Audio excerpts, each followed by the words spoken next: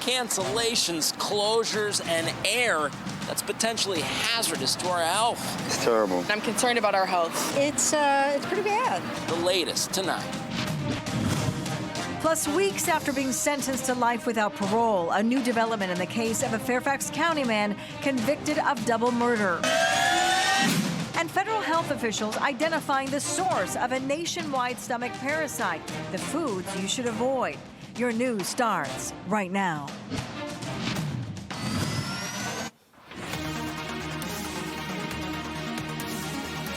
And welcome in here at 10 on Fox Local. Smoke from Canadian fires causing disruptions throughout the DMV. Dangerously poor air quality leading to health warnings, closures, and much more. That's our big story tonight at 10 o'clock. Josh Rosenthal's live in Northwest D.C. tonight with more on how things are looking and, I guess, smelling now. Yeah, you know, guys, things seem to have gotten a little bit better as the day has gone on. But you take a look up at those streetlights there, and you'll probably be able to see there is still some haze out here tonight. It's horrible, and it's not just here. It's all over Maryland as well. I stay in Germantown, and it's like so foggy, so smoggy. I came outside this morning, and it smelled like a barbecue. Yeah. It's ridiculous. We heard a lot of that today. Of course, there are health warnings with doctor after doctor saying people should limit time outside. If you do go outdoors, you may consider a mask. The American Lung Association says to put car air conditioners on the recirculate setting. And if you're part of a higher risk group, children, older adults, people who are pregnant, people who have respiratory conditions like asthma, they recommend taking extra precautions. The air also led to a slew of cancellations, closures, and more. Few examples: outdoor pools were closed throughout the region. Non-essential employees in Prince George's County were allowed to telework. Amtrak said there could be delays out of an abundance of caution for the health and safety of their employees. The list goes on and on.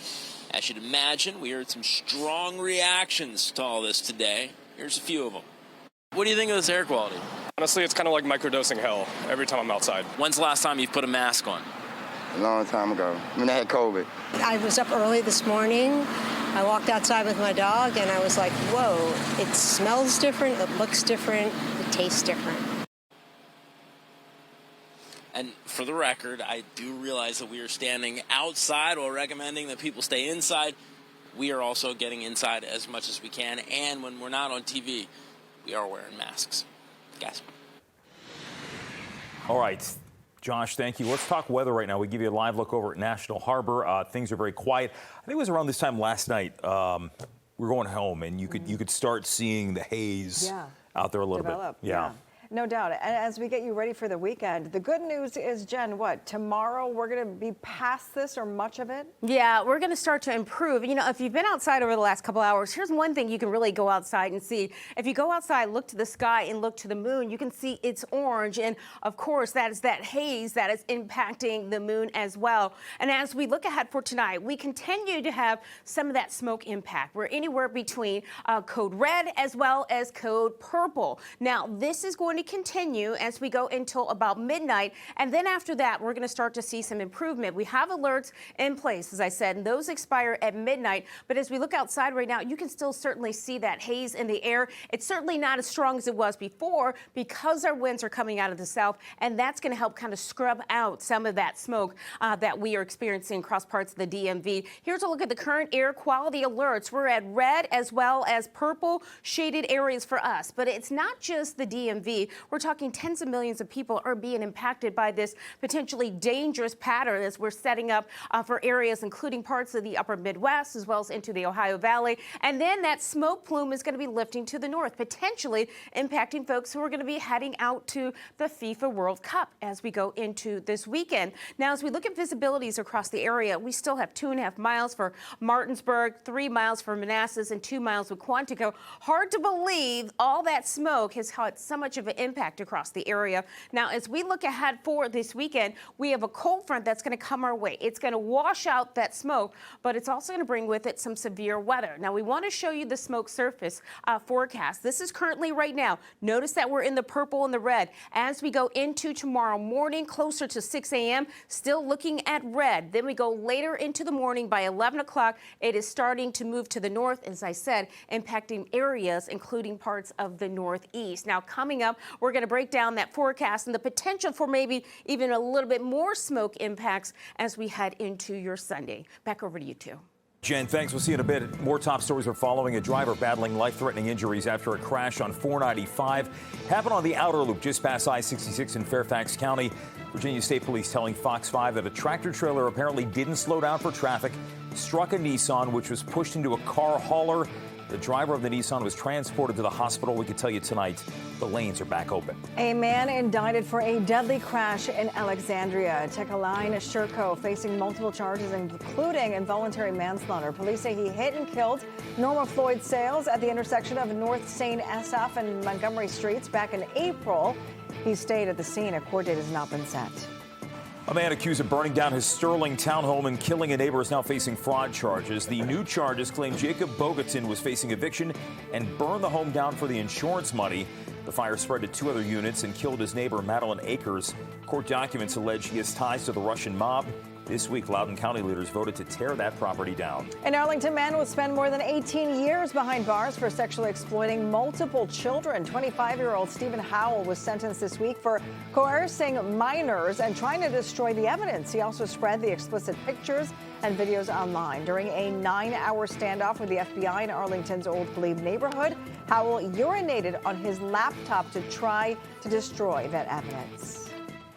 The man found guilty of killing his wife and another man is now filing an appeal. It comes just weeks after Brendan Banfield was sentenced to life in prison after the killings of his wife Christine and Joseph Ryan.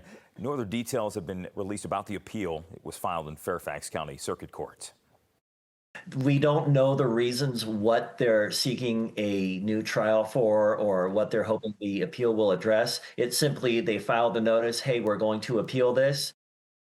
Banfield's sentence remains in place amid the appeals process. A trash truck catches fire in Montgomery County, causing traffic issues in Gaithersburg. The fire inside the empty truck happened this afternoon on Snuffer School Road and Sweet Autumn Drive. Fire crews say that the truck's engine caught fire. The driver was able to safely get out. No one was hurt, and those roads are now back open.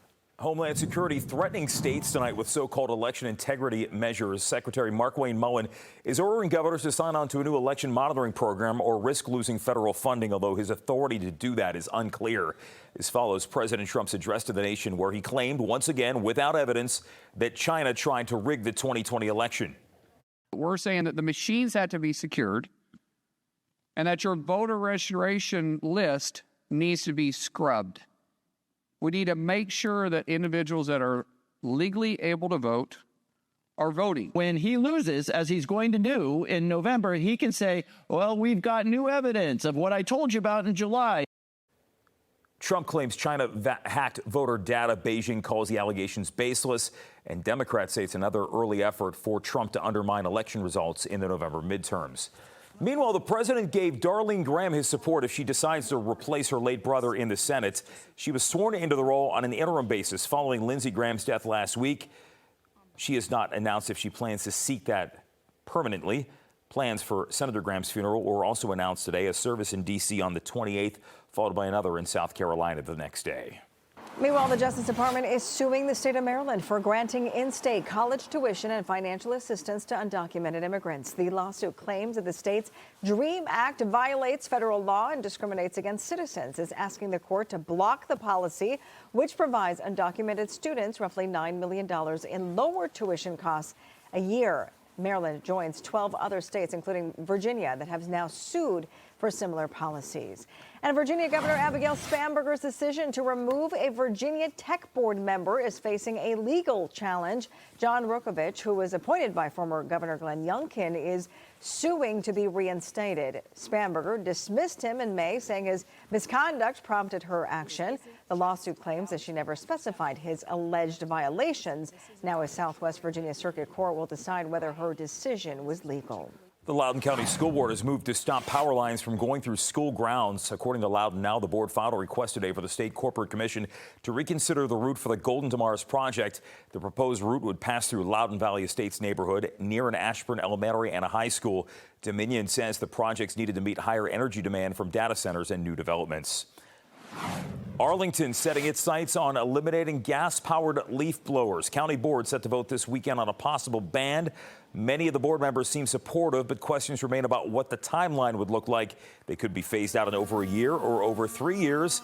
Alexandria approved a ban last year. D.C., Montgomery, and Prince George's County have also moved to restrict or phase them out.